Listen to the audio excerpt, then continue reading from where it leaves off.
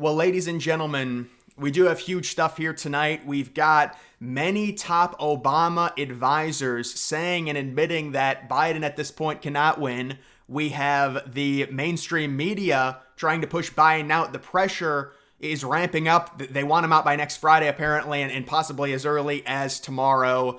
Monday, that would be. So that's happening. And also Republicans starting to realize how ridiculous has this whole charade been, with many liberal White House correspondents, journalists who had to have known. I mean, it's all come out now. Parkinson's doctor visiting Biden 9 times, visiting the White House. None of it was reported. It's all total crap. These people, the journalists, they're all partisan. Of course, they've been captured and they've been told what to say by the administration. People are now realizing it. And you're also looking at what's been going on with Kamala Harris, who's going to be now very likely the Democratic choice, the first female president. By the way, I will reiterate, if you are a woman, I know they want to have a president. I get it. This is a horrible way to do it. If you look back on it, and we're going to talk about it because Gavin Newsom comes out with a tweet saying that people are racist for calling Kamala Harris a DEI president. Well, that's exactly what it is, and I've explained it several times. And we've also got Stephen Colbert getting so animated. These liberals are just freaking out. They're demented. He rips his glasses off. He freaks out. This dude seriously is evil. No, he's disgusting. If you guys remember, and I think I have it saved here, the vaccine dance that they did on their little late night show. I don't know, what is Colbert on? ABC? I think he is on ABC, but you got Stephen Colbert and you've got these little dancers dressed up as shots, and they're doing this little ritual dance. It reminded me of in the horror movies, you've got the really rich people who are about to kill the poor people, and they taunt them. They dance and they have a good time. And it's like Stephen Colbert and his little minions were doing that in front of a crowd, and the crowd, they're all dumb. They're all clapping. It's one of the most disgusting things I've seen, really. And by the way, let's see what he says here. Stephen Colbert rails against the media for covering President Biden's. Yeah, so this is another thing that they're doing now. They think CNN's in bed with Trump. They think MSNBC. I mean, my goodness, I feel like MSNBC has been a little bit more liberal and still hoping that Biden stays in the race. CNN wants Biden out. There's no doubt about it, but they're lashing out. This all starts with the donors, in my opinion, because again, if you go back to that debate, going into the debate, there was no thought of Biden dropping out. It was all, it was in the back of our minds, of course. If you asked a liberal going into that debate, even the ones that really want him out right now, they would say, Biden's not dropping out. The dumb conservatives are just trying to cope. Biden's perfectly fine. And then right at the end of the debate, it's like, oh my God, he's got to drop out. So this was all planned, and I wonder if it was something to where it was like, we'll see if Biden is good enough. If he is, we'll keep him. Because again, this is a stain on the Democratic Party. These people are obsessed with rewriting history. That's why they impeached Trump twice. They wanted it on his record. This is not a good look for them, Biden having to step down, but they've got no choice. They're so obsessed with power, they don't care anymore. They have to win.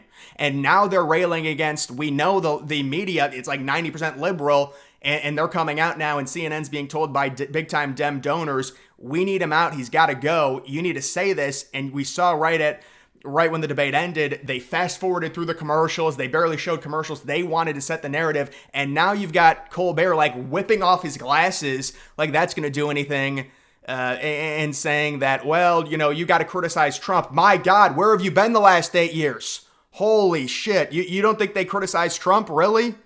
It's just all such... but that's Stephen Colbert right there. We do have... get a haircut, man. Jesus Christ. Oh, here it is. Here's the dance right here. There it is, the vaccine. It's a new hit single. Let's move on. This is a very good point.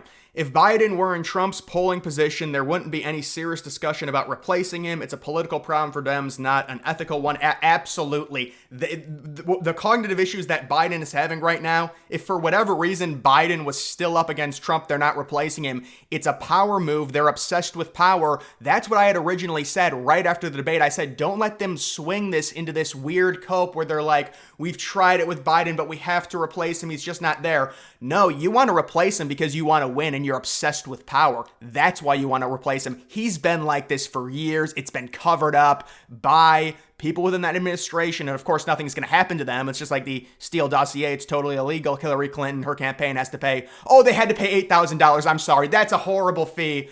That's so disrespectful to Hillary. But so it's not, there's no two sides to it. All these people that have been blatantly lying, none of them are going to face anything, especially if the Democrats get reelected, whether it's Biden or Harris, probably Harris in 2024. This is such a key damning point. It's just obviously true that if Biden were up by a few points, nearly every person currently pushing for him to get out, yes, they're all robots and they're all told what to say. It's talking points. And now they've been told to be against Biden, put out the narrative. And that's what's going around right now. They're trying to put pressure on him. Scoop, House Democratic leadership is bringing out the big, so this was the crap yesterday that I talked about. If you want to vote, prove you're a U.S. citizen, and we'll make proving that as easy as possible. That is the motto for the SAFE Act that the Republicans want to pass, which Democrats are set to oppose with everything they've got. Ask yourself why. Well, they've admitted it. They want illegals voting. I mean, why else would it be? So now they've admitted it, right? They can just come clean and say it. This whole charade where it's like, illegals aren't voting. We just don't want there to be any, voting laws. It's total crap. We've got new stuff here. Shit is going to hit the fan on Monday, according to a new report. This is good. According to Axios, as Jill and Hunter Biden have become gatekeepers to the president, this has all been reported. I've said this multiple times. The Democratic Party is getting exactly what they deserve, and it's wonderful. Democratic lawmakers are growing increasingly concerned about their own races as Biden is refusing to drop out. The shit is going to hit the fan on Monday. People are scared.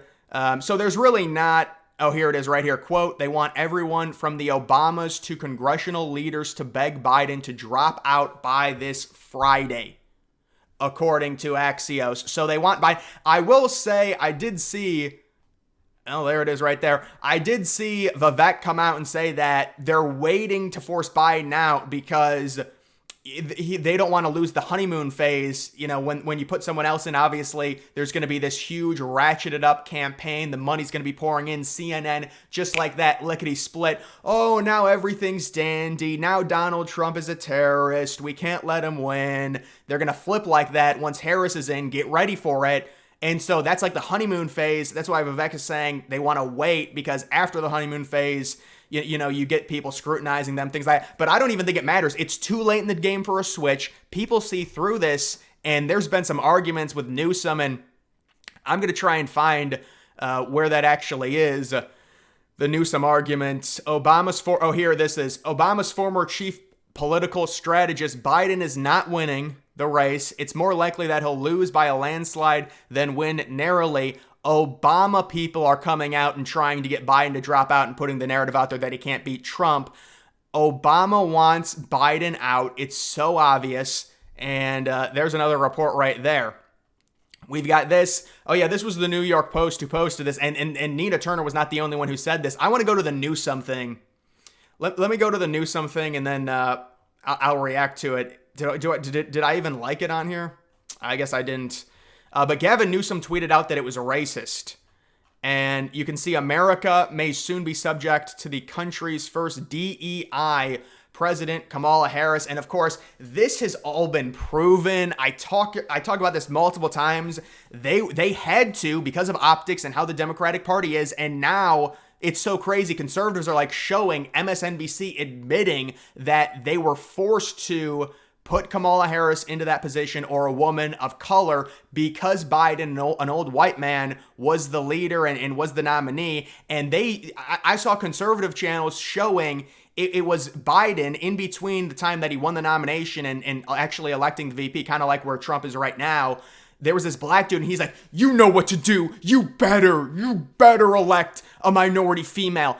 That's how deranged that party is. They are so obsessed with optics. We will never see a dual white male ticket for the Democrats ever, even if, and by the way, they shot themselves in the foot. They could have picked someone like Josh Shapiro, maybe an up-and-coming young person, but they did this to themselves, and now they're pissed. People are calling it out and saying it's racist. No, that's just what happened. MSNBC admitted it. They were going to get a woman of color because Biden was a white male. This was 2020.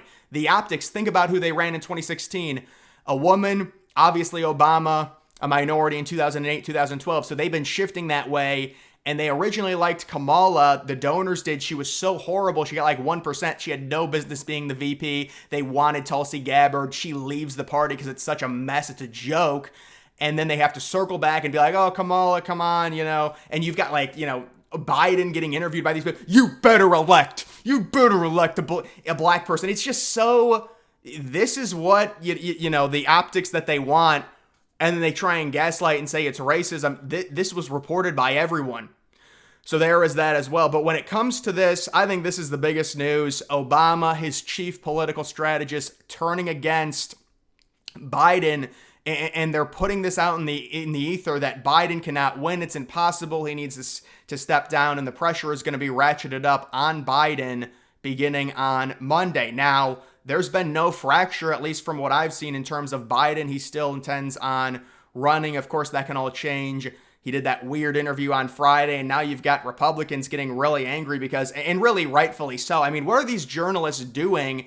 There's been multiple articles where it's like they want a sob story. They're like, we feel so blindsided. How many times do I have to say this? Before the debate, I had said there were 5 clips a day of Biden messing up. If he gets out in the public, there'll be 5 clips of him messing up guaranteed.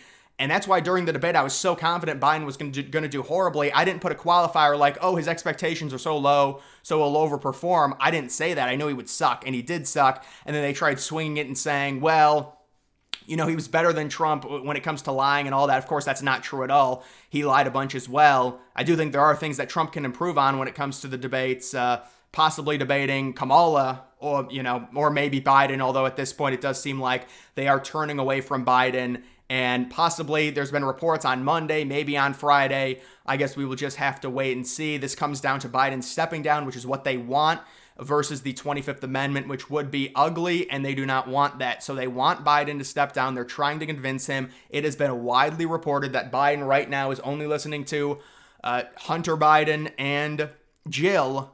And so that's the other thing. Now it's basically been confirmed that, yes, Joe did know about Hunter's dealings with the foreign nations and the big guy and all of that. If you're going to Hunter in your most critical time, and I know I made jokes about Hunter, but seriously, this is real right now. You're going to Hunter. This is your most embattled time, as a president. You've got, your own people turning on you, CNN turning on you, your own advisors, Van Jones coming out and saying there's PDFs being passed around about how we're going to get him out.